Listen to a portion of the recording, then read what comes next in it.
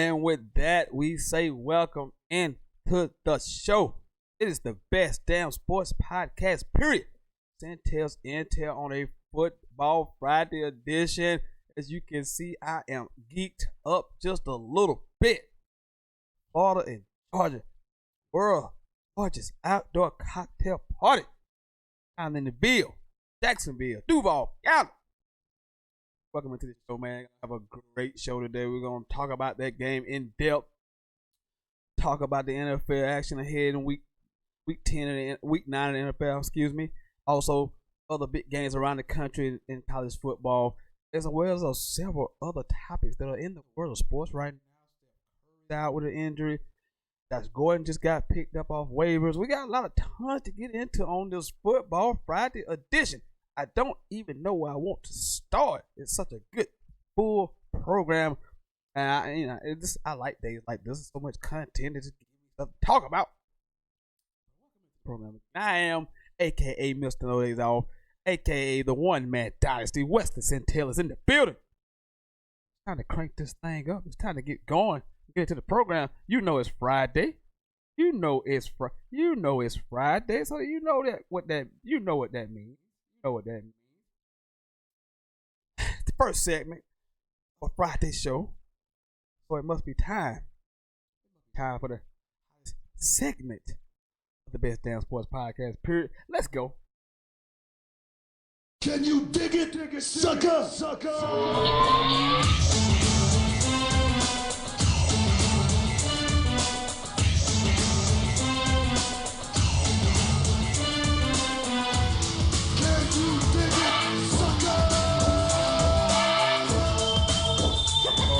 Yeah, it is Sentell Sucka of the week.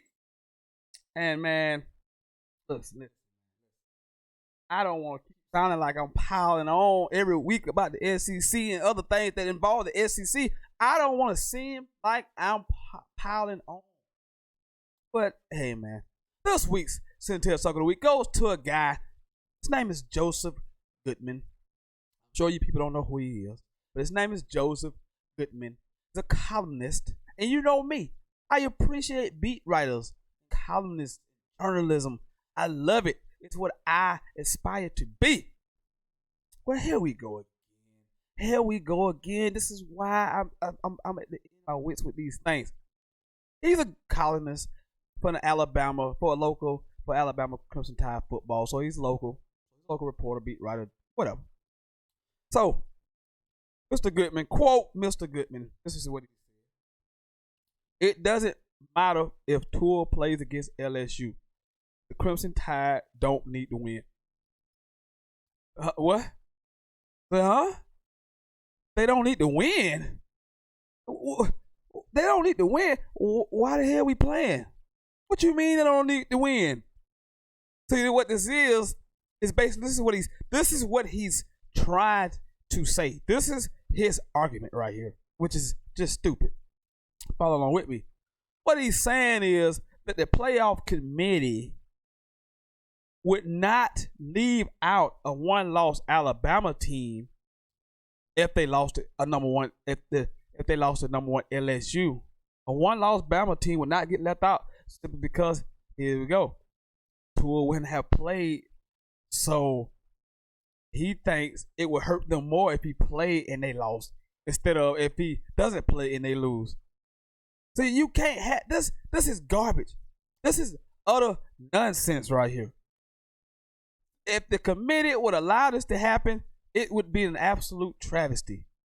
But this is where we are because these are the narratives that we continue to try that being pushed by the national media, by the ESPN brand. This is the kind of nonsense that's out here.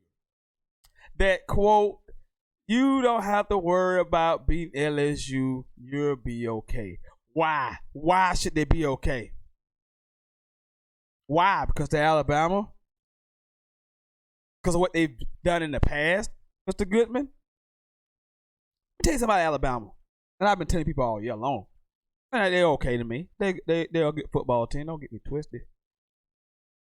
But here goes some numbers. Here goes a stat that you people should know about the Crimson Tide. Out of the top 10 teams in the country right now, currently top 10 teams, their opponents have the lowest winning percentage of any top 10 team. Any team, their winning percentage against their opponent's winning percentage is 39%. That's their opponent's winning percentage, 39%. That is their winning percentage, and this is the team that we're just gonna let walk in. And you know what? I'm not done with that number, because you know why?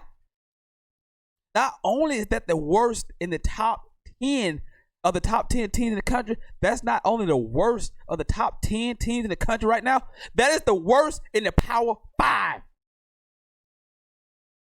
I say again, that is the worst opponent's winning percentage in the entire Power 5. That means they have played absolutely no one. But no.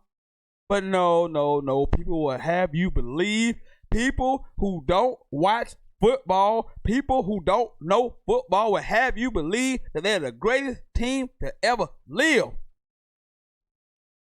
And have played the worst teams with the worst winning percentage in the entire Power 5. But no, we can let them in with a loss. Really? Really, committee?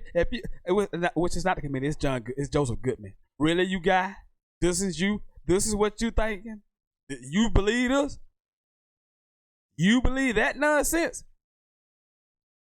The one thing I've found about the committee is they are their own drum. They beat to their own drum because if they listen to the national media narratives, if they listen to some of the driven media, Paul Feinbaums of the world, they would have you believe that Alabama is invincible, that Alabama can be beat, that no one can beat Alabama. They're the greatest team that ever lived. Blah, blah, blah, blah, blah, blah, blah, blah, blah. You have the worst. You have played the worst Power 5 schedule in the country. Think about that. The team winning percentage. Based on their winning percentage, you played the worst Power 5 teams in the country. Not the top 10, not just the top 10, in the Power 5. And somehow you think just because Tua is not available and they lost, it would not hurt them. Well, I got news for you, buddy. If they watch football and they know football, Tua ass better play and they better win. Because if they lose convincingly, they have zero business getting in without being a conference champion. With the quality of teams that are out there right now. Now, some of that's going to change because people are going to lose. The matchups are coming up between those programs that are undefeated. Those things are coming down the line. But to suggest that Alabama can afford a loss, that bothers me. That bothers me. They, again, have their opponent's winning percentage is the worst in the country. In the Power 5, not the top 10 teams that are currently ranked, in the entire Power 5. 130 schools. They have played the teams with the worst winning percentage in college football. Joseph Goodman, this is a ridiculous article. Ridiculous. The committee better not fall for this nonsense at all. because they're not that good. Stop it. Stop it, people. Stop it. Stop it. Stop it. Stop it. Tired of it. Tired of the SEC propaganda. Just sick of it. I'm an SEC fan. I can't take no more. I can't take much more of this nonsense.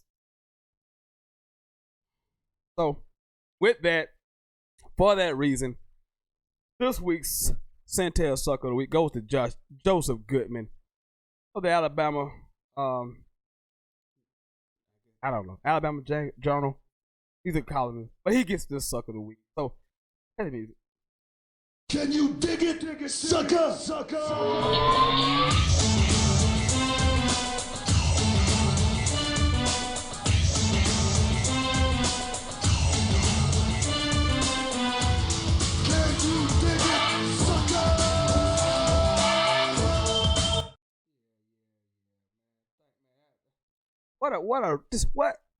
What a ridiculous notion that is. Ridiculous. Man, a huge show today, man. Welcome, man. Just got to done with the Sucka of the Week. Huge show, man. We got so much to talk about, man. We ain't even the NCAA this week.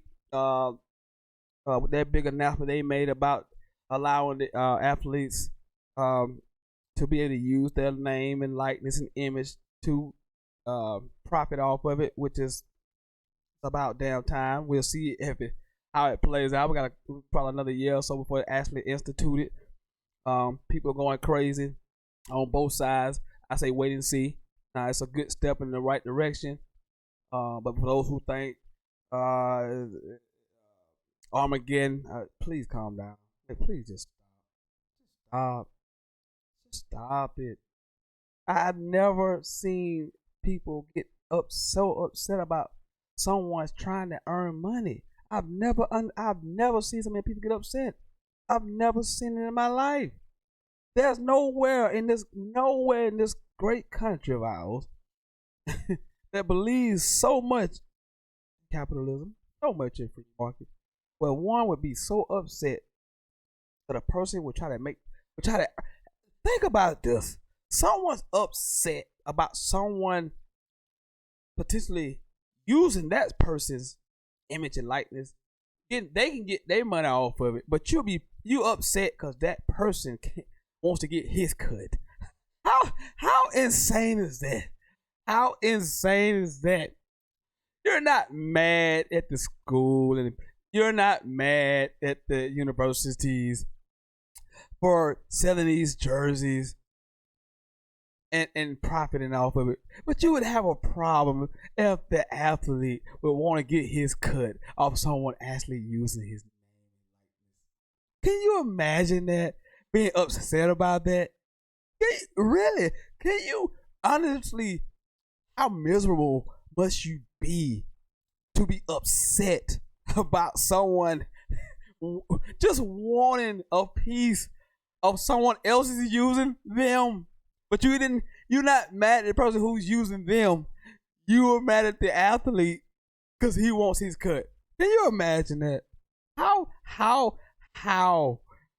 embarrassing, how pathetic must you be to be upset about that? And the reason why I say calm down on both sides of the aisle, because we don't know how it's going to look.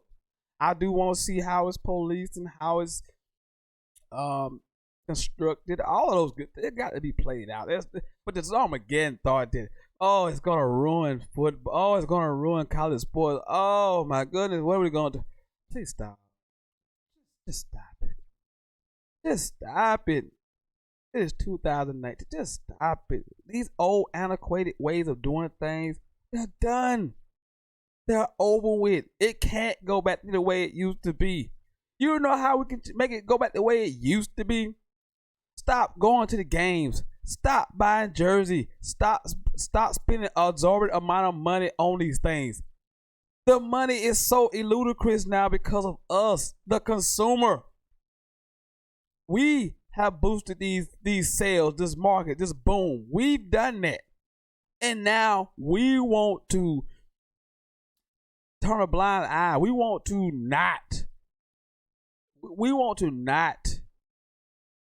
let the worker or the person producing said revenue to not be compensated. Think about that. Think about that.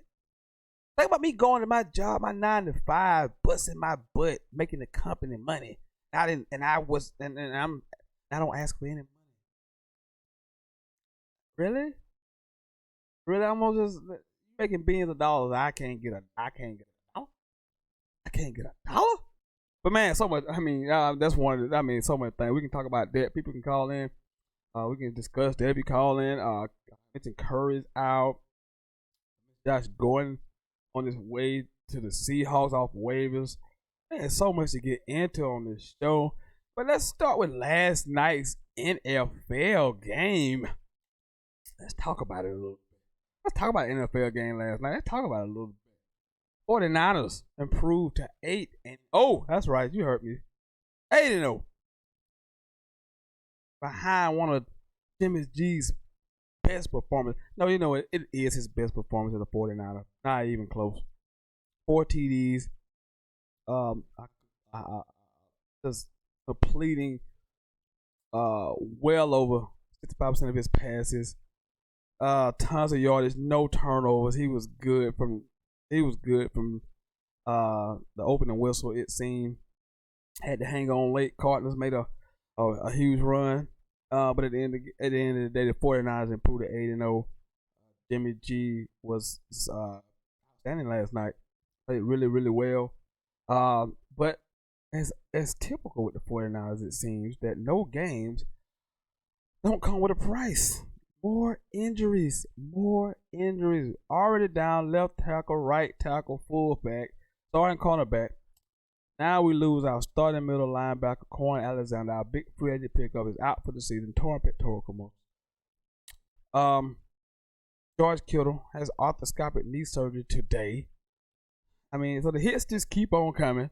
But the team is 8-0 and won't play again until Monday night. The following Monday night, get the Seahawks. A huge game in the NFC West. So yeah, 49ers improved to 8-0. If you want to talk about that, we can. But before we, let's get into the college football weekend, and of course, let's talk about it. The 6th ranked Florida Gators and the 8th ranked Georgia Bulldogs down in Jacksonville, the world's largest outdoor cocktail party. Let's talk about it a little bit. We know how this thing goes down. Georgia's 6-1, Florida's 7-1. Georgia's only losses at home to the Gamecocks. Florida loss is at number 1 LSU. This game to me is really for the SEC East Division title. There's no other way around it. Missouri is falling back a little bit. Kentucky's not any good. South Carolina's not any good. Vanderbilt's not any good. This game is gonna come down. This is the game that's gonna decide it to me. The SEC East.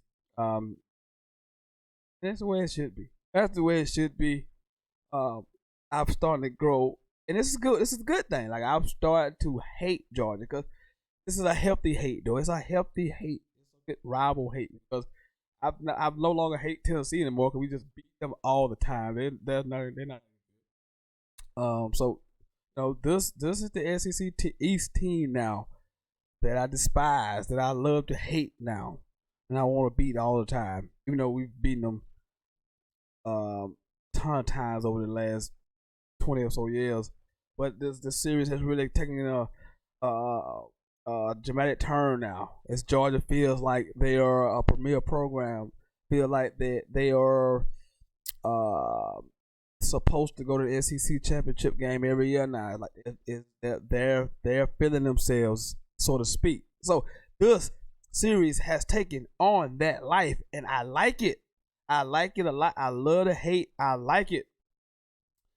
Georgia comes in number 2nd ranked defense for scoring defense. They only give it up right up under 10 points a game. They're 6th in total defense.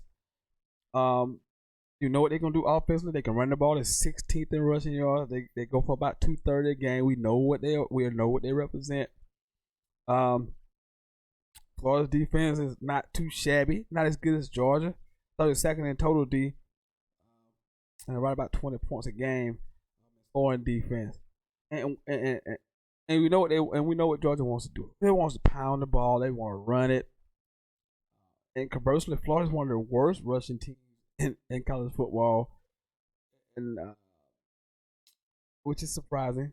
But this is more of the Spurrier type Gators right now. For throwing the football, they throw it a whole lot more than they run it.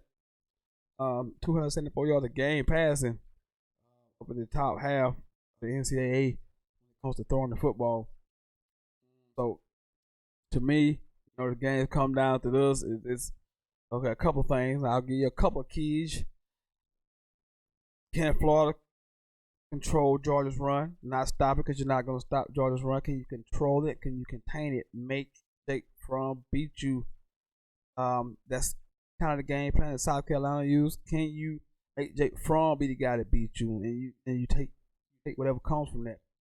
Because Florida can be ran on. Florida has given up some huge rushing games. You look at the LSU game, we all look at Joe Burrow and what he does with the receiver. But if you look, Soler was just ripping off huge runs. Even the backup was getting a big chunk. So Florida can be run on. So this is a dangerous situation for the Gators because they're small up front. Can they contain Georgia's running game with that big, massive offensive line? That's for the Gators defensively. Georgia defensively, can they find a pass rush? I've said this for like countless years now. Can they find somebody to get out of the quarterback consistently? Leonard Floyd, maybe the last guy they had, can get out of the quarterback. And before then, probably Jarvis Jones was the last legit pass rusher.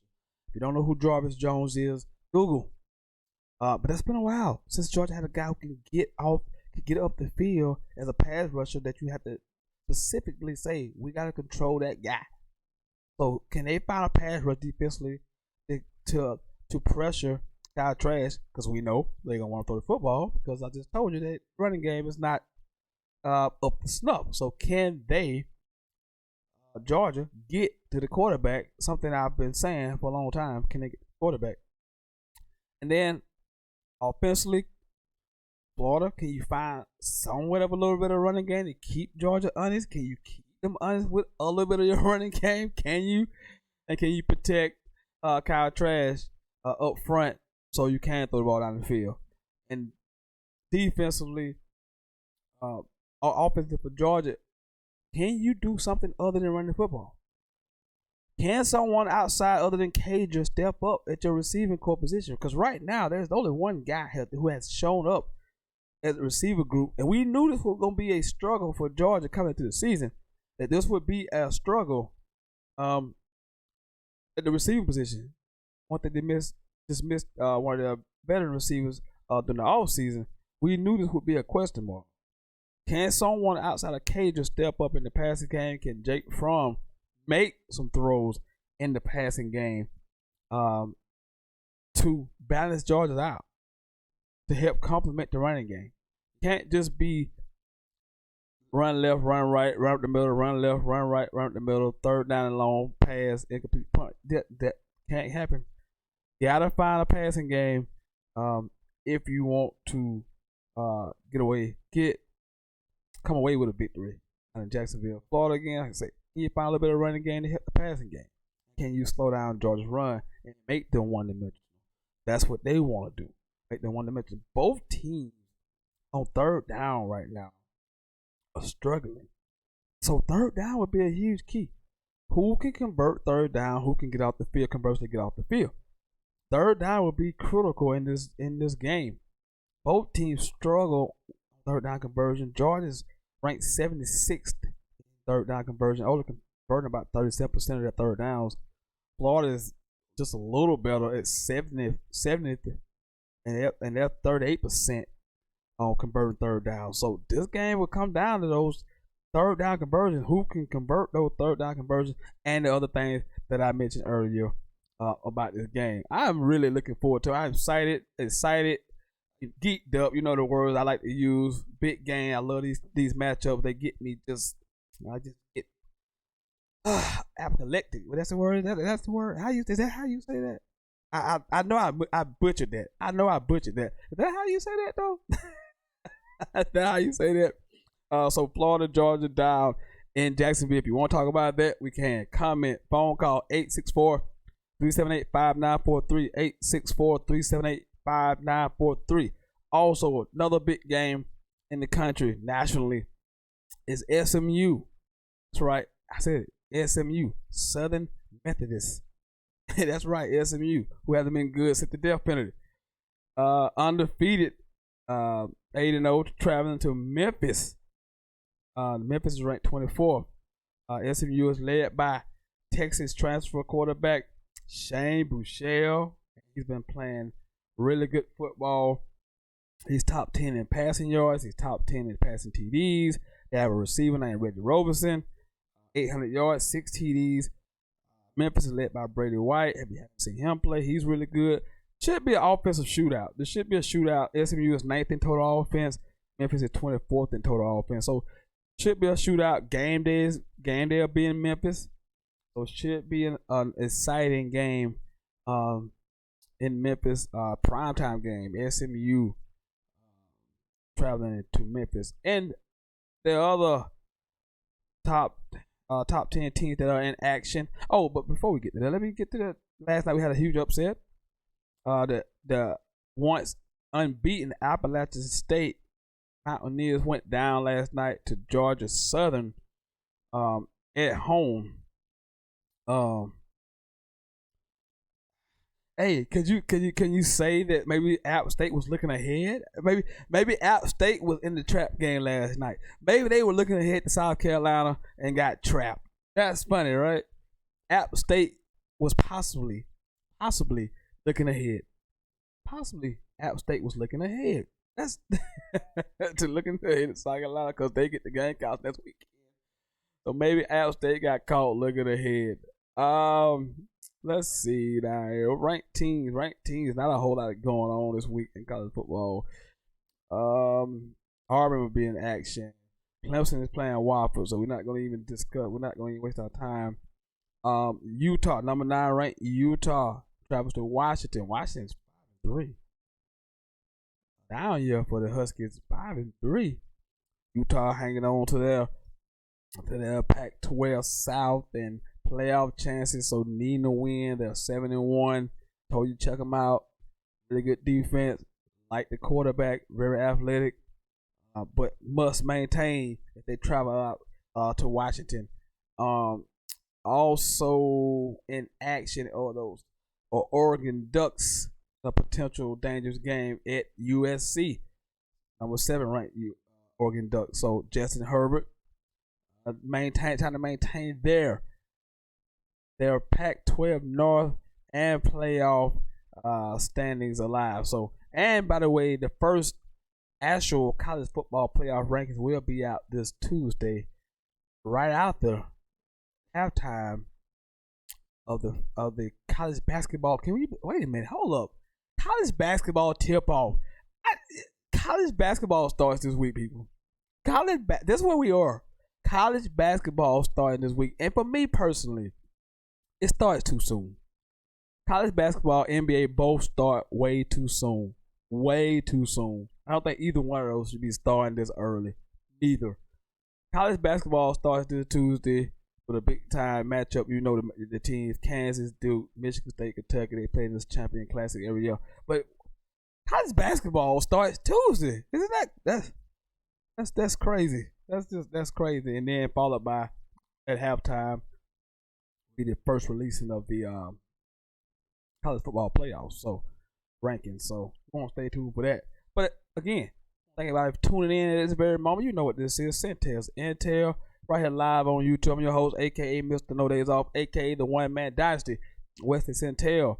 After this break, we're gonna take a quick break. I come back, I'm gonna open the phone lines up. Maybe we get a phone call about this Florida Georgia game, about the NFL weekend, this NFL schedule this weekend. Potential about the NCAA passing the rule, allowing athletes to be paid. I mean, so much going on in the world of sports. Hey, man, I'll be right here with you. So I'm going to take this quick break and come right back. And I want you guys to give it to me. Bring me some of that energy and action. Phone calls, comments. Do not go anywhere. I'll be right back after this break.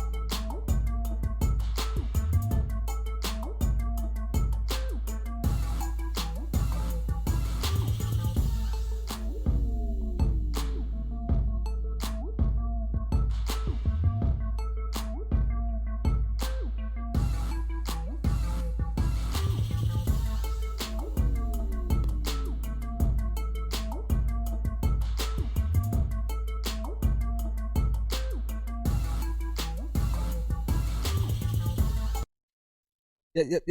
Back. Welcome to the program, Sentell I'm live. Then get the phone number. Maybe get some phone calls in here. Get some comments in here before I kind of jump into the NFL schedule for the weekend.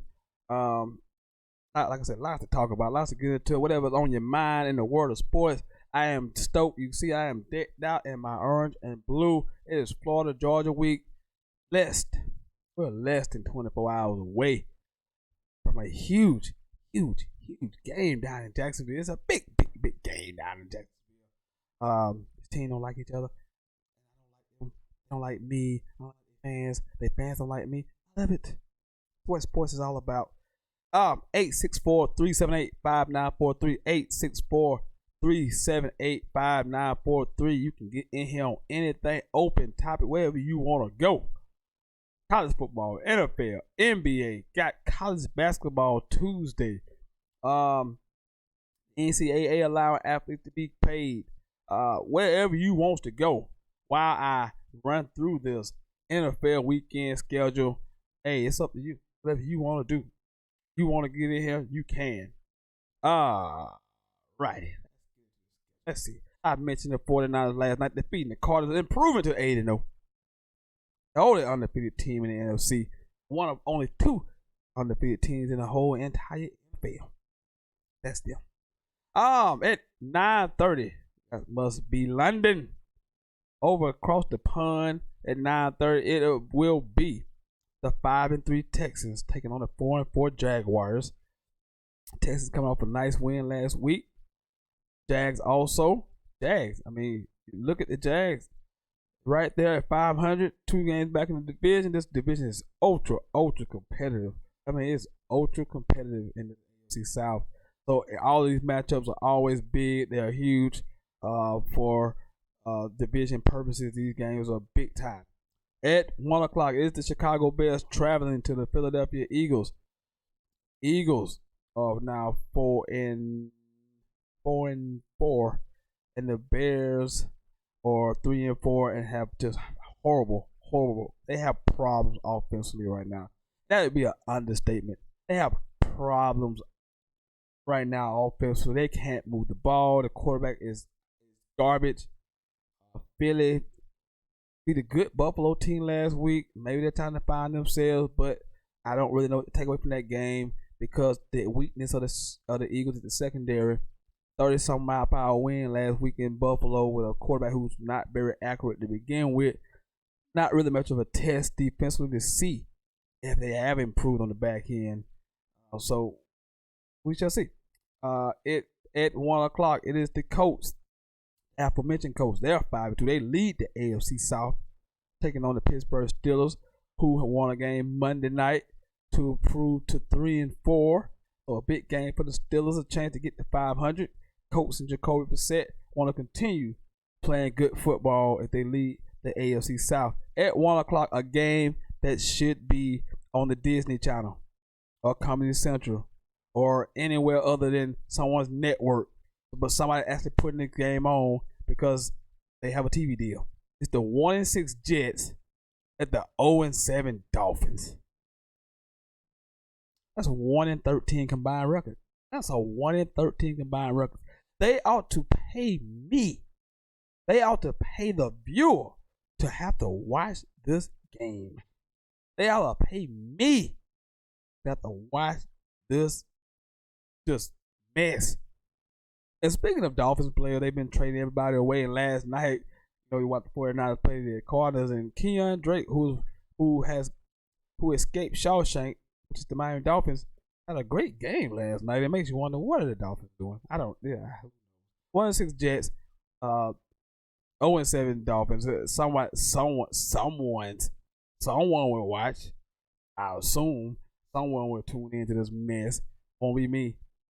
At 1 o'clock, it will be the 4-4 Titans taking on the 4-3 Carolina Panthers. Titans back-to-back wins with Ryan Tannehill. Speaking of the Dolphins, the Panthers coming off a beat down, getting smoked by the 49ers last week out in Santa Clara. No Cam Newton again this week. So we shall see how the Panthers Titans should be a good defensive matchup. Also at 1, it is the Redskins, the 1-7 Redskins taking on the Buffalo Bills. Bills 5-2. Redskins again. I mentioned 1-7. Trent Williams is back. The offensive tackle did report this week. Don't think that's gonna matter if he do play or if he doesn't play. It doesn't matter. Redskins are awful. The franchise is awful. Quarterback is awful. Team is awful. GM is awful. Everybody who's involved with the Redskins is awful. Meanwhile, off the subject, Washington teams are prospering, other than the Wizards and the Redskins, because they stink. But the Washington Mystics won the WNBA title.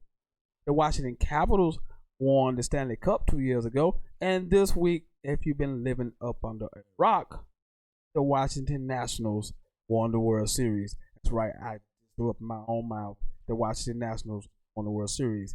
So, you wonder if the Washington Redskins should possibly consider changes, logo. Just throwing it out there. Maybe throw some logos out there. Maybe the logo, possibly the logo. Could it be? Yeah, Jeff, I know. But I can't. I'm sick of my son. The Nationals won the Nationals. Tough to watch. Thank you, Houston. Thank you. Appreciate you. Thank you. Also at 4:00 game. I'm sorry. The 4:00 games. It's the 2-5 Tampa Bay Buccaneers against the Seattle Seahawks. They are 6-2 Seahawks. So 2-5 Bucks, 6-2 Seahawks, who just signed Josh Gordon out here to play this week. Seahawks should win. I mean, Buccaneers gonna put some numbers up. Jameis throws for a ton of yards every week. They just make so many mistakes. You just wait on them. They coming. Like, it's unbelievable. Also at 4:00, it's the Lions. 3-1 Lions taking on the Raiders. The Raiders. 3-4 Raiders. Raiders, an okay football. Lions are a really good football team. I like the Lions. They've been in just about every game they play. I know they're 3-1, but that one tie they had to Arizona, they was up most of the game. They gave away a lead. They lost on some terrible calls to Green Bay. They was the Vikings game. They were close. They've been in every game. Every game. Matthew Stafford, I'm not a huge fan. He will let you down. He will let you down. I'm not a huge fan. He's played okay. I'm not gonna knock him, but I'm not a fan of Matthew Stafford. Not because he went to Georgia. Not because because I actually liked Matthew Stafford out of college. I was like, I believe in Matt Stafford. But then, you start watching these Matt in the NFL, and they all just stink. They all underachieve. They all fail. They all will let you down. Any quarterback named Matt, they will let you down. They will just let you down. Just go through the list. Matt Barkley, Matt Ryan, Matthew Stafford. Just go through the list of Matt's at quarterback. They will just let you down. If your name is Matt and you play quarterback, just know that you will let someone down in your lifetime. That's what they do. Matt Castle. They're just bad. Just go through the list. They're just bad. They will let you down. They're just good enough guys. All those guys are just good enough. Good enough to let you down. That's what they are. At 4:25, it is the red hot Green Bay Packers 7-1 traveling to the LA Chargers. It's hard not to say San Diego, right? Like, it's hard to not say San Diego. Like, I want to say San Diego. Like, that's crazy. I want to say San Diego so bad. That's what I want to say. But that's not who they are. They're not San Diego. They're Los Angeles Chargers are 3-5, struggling. Packers are hot. The Aaron and Aaron connection, Jones and Rodgers, seems to be clicking on all cylinders. And Aaron's doing this without Devontae Adams. There is no Devontae Adams right now. And Aaron's playing out of his mind right now. So that's good to see. We'll see what the Packers do. Chargers. At 425, it is the 2-5 Cleveland Browns. Yes, the Cleveland Browns. The Cleveland Browns that I picked to win this AFC North. They'll sit right now 3 games back in the division. Yeah, those Cleveland Browns take on the Denver Broncos, who are 2-6. Joe Flacco has been put on IR for the rest of the season, so don't know who's playing quarterback for the Broncos. They stink. The Browns stink. Browns should win. Still think they can win this division because they beat the Ravens. They've beaten the Ravens this year. They beat them. They've beaten the Ravens. They beat the Ravens handily this season. So I'm hoping they still win this division. I don't believe in the Steelers. I don't think the Steelers are that good. I still believe the Browns can win this division. It starts by beating the 2-6 Broncos, who have a backup quarterback playing, so they have to win this game. Baker has to start playing football, or we're gonna see the real Baker Mayfield, or is this who really Baker Mayfield really is?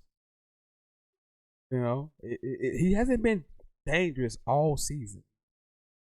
He's not felt dangerous all year. Like, he hasn't felt dangerous all year long. So that's Browns and Broncos. And that Sunday night football, we have a good one on Sunday night. We have the aforementioned 8-0 New England Patriots traveling to the aforementioned Baltimore Ravens 5-2. You know these teams have some great history throughout Tom Brady's career. These games usually are tough physical football games. This should be no difference. I am looking forward to seeing Lamar Jackson against Bill Belichick's defense.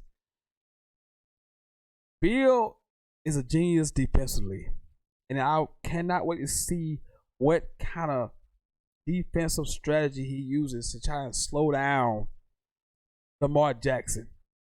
Become just this dynamic playmaker with the ball in his hand. He's Michael Vick 2.0, but not because he's more talented than Michael Vick, because the game has allowed for a quarterback like Lamar Jackson to succeed, to thrive. They've built their offense around Lamar Jackson. Could you imagine if Mike Vick had came to a league with more of this offensive creativity, with more of this, let's find a way to utilize his strength instead of trying to put a square peg in a round hole. That's what we were doing with the mobile quarterback back in the day. We were just trying to make them fit into a system that doesn't fit. Now, these NFL coaches are smart. When they get these kind of guys, they go off and they find these guys, college coaches. They find guys who've ran spread system with mobile quarterbacks. It's not an accident that Greg Roman is the offensive coordinator of the Baltimore Ravens. Greg Roman used to be the offensive coordinator of the San Francisco 49ers when they had a guy, you may have heard of him, by the name of Colin Kaepernick. So it is behoove you, offensive geniuses, that if you have a mobile quarterback, find a way to utilize his strengths and try to make him conform to your old antiquated ways playing football. So interesting matchup. Patriots at Ravens. Be more. And on Monday Night Football, coming off a bye week, have the Dallas Cowboys, the 4-3 division leading Dallas Cowboys, traveling to the 2-6 New York Football Giants. Cowboys made a trade during their bye week. They picked up Michael Bennett, the defensive tackle from the New England Patriots. Should help a little bit. They've been getting run on, so should help them a lot defensively. For the Giants, a lot of nice young, it's some growing pains going on right now. Daniel Jones is going through some growing pains. Although he threw for 4 TD passes last week, played really well. Saquon Barkley was back, second game back, I believe. So they going through some growing pains, but it's defensively where the Giants stink. Like, they're just bad defensively. They are horrible defensively. They've given up 218 points in 6 games. 218 points in 6 games. And you look conversely at that, you look at some of the better defensive teams. You look at like the Patriots. The Patriots have given up 61 points. 61 points. Maybe that wasn't a good one, but you see the point. Like, you know, you see that's wow. That is, yeah. The Vikings, you know, you look that boy, oh, blows away the league. I mean, that's not even close. That was a bad comparison. I mean, that is awful. That's not even a team that's even close to that. I know the Niners are somewhere around that area, but not 61. That is ridiculous. 8 games, 8 whole games. You gave up 61 points. Well, anyway, the Giants are bad. They're just bad defensively. I like the offense. I like what they got. I seen some promise in Daniel Jones. You know about Saquon Barkley. Last week he hit Ricky receiver for 2 touchdowns. Slayton. You know about Evan Ingram. So they got some pieces offensively. The offensive line is so. But defensively, they're just bad. They're just bad. So, you know, we'll talk more about that Monday night game Monday on the show.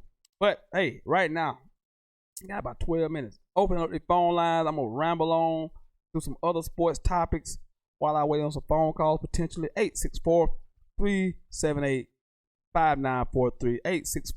864-378-5943 is the number right here on the best damn sports podcast, period. Sentell's Intel. Like I said, lots to get into, man. Lots going on. Got some a nice NBA lineup tonight. The Lakers taking on the Dallas Mavericks. If you haven't seen the Mavericks, Luka and Kristaps Porzingis have been playing very well, so that should be an intriguing matchup. Anthony Davis coming off a big 40-20 game the other night. I mentioned early in the program about my sucker of the week was Joseph Goodman, columnist down in Alabama, who had the nerve to say that Alabama doesn't have to worry about beating LSU if Tua doesn't play. It won't hurt them. Bull crap. I mentioned that Alabama opponents' winning percentage is the worst. Not only is it the worst of the top 10 teams in the country, it's the worst in the Power 5. It's the worst in the Power 5. So believe whatever the hell you want. Bama is not that good. Sorry, they're not. I hate it for you people who live vicariously through Alabama. They're not any good. They are not. If they play Ohio State tomorrow, I will bet everything I had in my pocket with Ohio State. It will beat the brakes off. Will beat the brakes off them. Let's see. Okay, so I mentioned the World Series. And the Nationals beating Houston other night.